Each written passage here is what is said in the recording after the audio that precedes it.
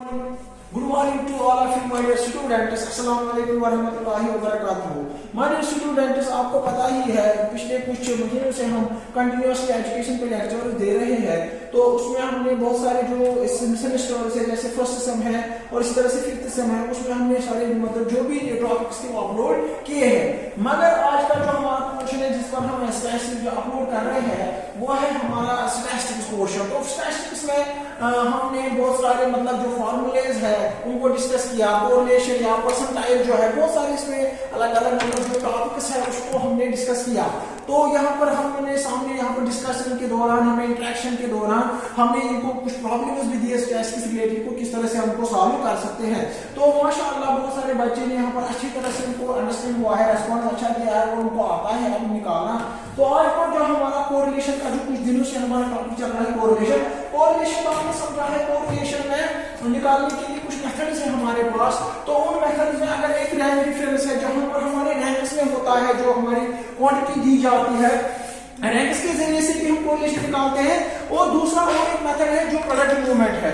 तो rank difference method है उसको मैंने आपको बोला कि जो मेरे व्यूअर्स है या जो मेरे यहाँ पर फॉलोअर्स है जो देख रहे हैं चैनल को और आपसे रिक्वेस्ट भी है कि बाकी को भी आप बोलिए इस चैनल में आ जाए और इसको सब्सक्राइब कीजिए.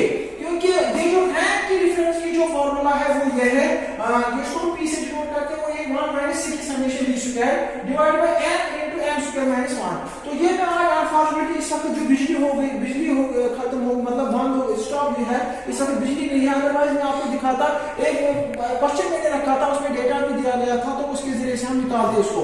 इसी के मगर अब यहाँ पर आप फार्मूला याद रखो p is equal to 1 minus c summation d square n into m square minus 1. ये एक फार्मूला है ऊपर से ये रैंक डिफरेंस मेथड फार्मूला जिसके हम जरिए से हम कोरिलेशन निकालते हैं.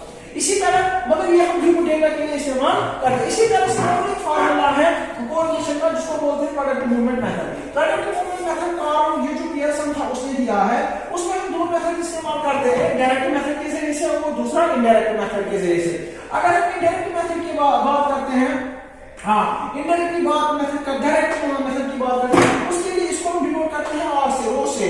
मगर ये किसके बराबर होता है n कैपिटल है फिर है summation x into y minus summation x into summation y. ये पहले ऊपर लिखना है फिर दूसरी नीचे लिखना है हमें ब्रैकेट यहाँ पर है यहाँ पर रूट है तो रूट में हमें लॉन्ग ब्रैकेट डाल n summation x square minus summation x whole square. इसी तरह से जो दूसरा वेरिएबल हमारा है y तो उसको भी हम इसी तरह से करेंगे n summation y square minus summation y whole square. तो ये डायरेक्ट मेथड के लिए फार्मूला है.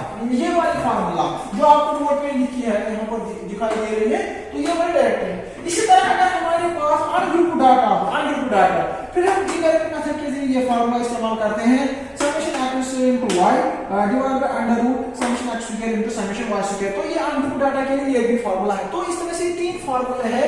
एक तो रैंक डिफरेंस का मेथड फिर है प्रोडक्ट के दो मेथड्स. तो इसी तरह से इंशाल्लाह हम कई डेज में आपको और भी बहुत सारे यहाँ पर बोलेंगे कि ये जो कोरिलेशन है कोरिलेशन की भी बहुत सारे मतलब इसकी टाइप्स है जैसे सिंपल कोरिलेशन है, लीनियर कोरिलेशन है, पॉजिटिव कोरिलेशन है, नेगेटिव कोरिलेशन है. तो किस तरह से हमको इंशाल्लाह कमिंग लेक्चर्स में हम डिस्कस करेंगे. इसी तरह से वैल्यू भी देंगे हम कोएफिशिएंट ऑफ कोरिलेशन का जो वैल्यू होता है वो किस तरह से कंटिन्यू होता है. तो इंशाल्लाह मगर आपसे रिक्वेस्ट है हमारे चैनल को आप इसमें आ जाए सब्सक्राइब कीजिए शेयर कीजिए और कमेंट्स भी लिखिए. Thank you.